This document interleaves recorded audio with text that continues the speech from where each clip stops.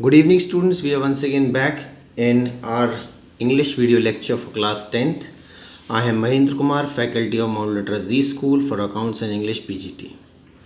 Students, we will be revising a poem, that is the ball poem today. Okay, so this poem, what is the poem all about? This poem is all about responsibility and loss bearing capacity. Person should have the loss bearing capacity.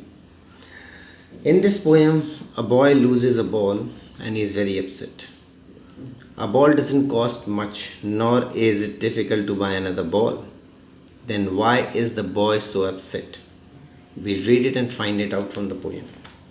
What is the boy now who has lost his ball? What is he to do? I saw it go merrily bouncing down the street, and then merrily over there it is in the water. So here the poet wants to say in these lines, he is asking a question to his readers. He has seen a young boy's ball rolling away from him, bouncing happily on its way and finally falling into the water. He asks his reader what the boy should do now, whether he should cry, whether he should curse himself for not taking enough care of the ball. What is he to do? No use to say there are other balls. An ultimate shaking grief fixes the boy. Means if you want to console the boy by saying that there are other balls, it is of no use. Why? Because the boy will not be consoled. This ball has been with the boy for many, you can say years or many months or many weeks. He is actually, the ball is actually a great possession for him. So no use to say there are other balls. An ultimate shaking grief fixes the boy. He shuddered. He is totally scared what to do now. An ultimate shaking grief fixes the boy, and he stands rigid, trembling, staring down all his young days into the harbor where his ball went. I would not intrude on him. So poet decides not to go and talk to the boy. A dime, another ball is worthless. Now, so here the poet is saying it is useless to console the boy who has lost his ball by telling him that there are other balls just like that one which he will come across sooner or later. However, he understands that such false consolation will not make the boy feel any better. बच्चे को अगर हम दिलासा देंगे कि ठीक है कोई बात नहीं बॉल खो गई बेटा, don't cry, there are other balls, but this statement, this sentence will not console the boy. Okay. A feeling of grief has come over the boy. He stands very straight for some time and then starts shivering all over.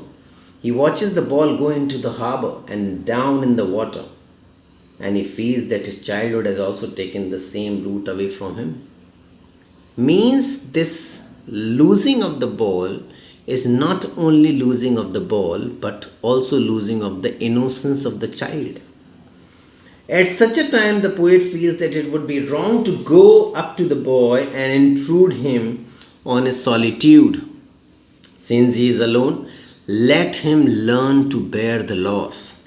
Let him learn to suffer, undergo a pain, and at the same time, he should also be responsible towards his possessions, because this is just a ball.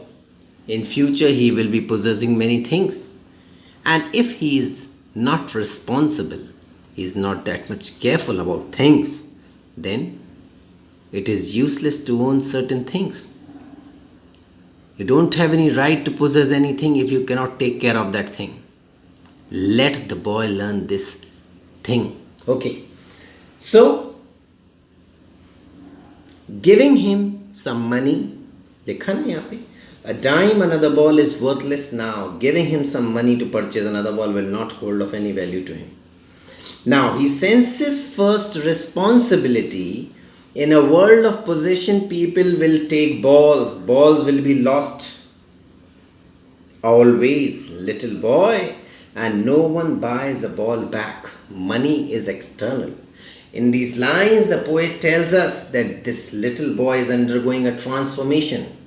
He is learning to be responsible. He is just now coming to the realization that the ball was his responsibility, as many things will be after this. In this world, everything we own is our responsibility, and we must keep those things safe. However, nothing you own will be yours forever. Other people will take away your ball, or it will get lost in some way or the other. No one will buy another ball for you. Money is something you can show off, but ultimately it cannot buy you the inner peace.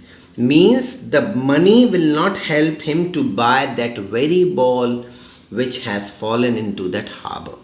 Okay?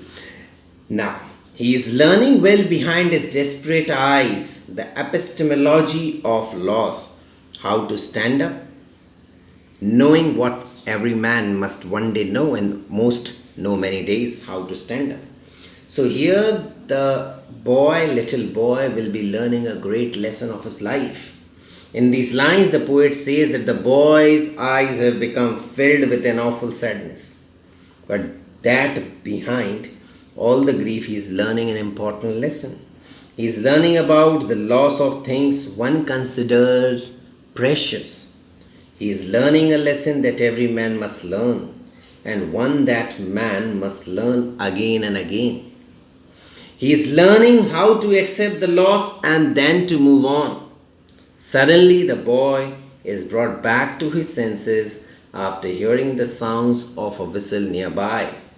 He can no longer see the ball at all. So here in the last paragraph, the poet wants the boy to learn the epistemology, that is knowledge of certain things, knowledge to bear the loss, knowledge to what loss actually means, knowledge to bear that loss. Okay, children, so I think you must have understood the poem. It is a very reflective poem, as well as it is reflecting the psychology of a child, and also reflecting psychology of a student. It also tells us that once things are gone and even time is gone, it will never ever come back. I think you must have understood the poem, children. Thank you very much. Bye bye and take care.